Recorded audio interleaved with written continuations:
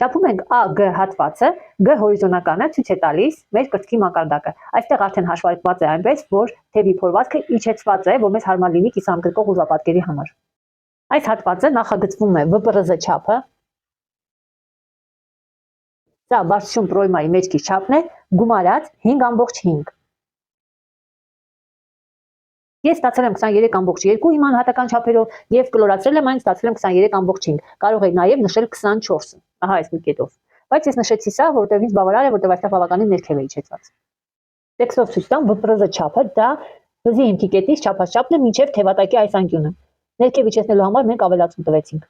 Հաջորդ չափը եւ հաջորդ հատվածը կառուցվում է ահա այս չափով։ Սա երկարություն գոտկատեղի մեջքի չափն է, որը չափում են վզի հիմքի կետից մինչև գոտկատեղի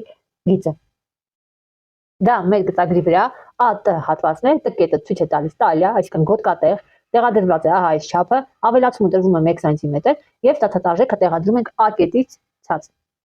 Իմ մոտ մինչև գոտկատեղի հատված ստացել ենք ահա այսպիսի թիվ եւ ես դա տեղադրելու եմ հիմա A կետից ցած։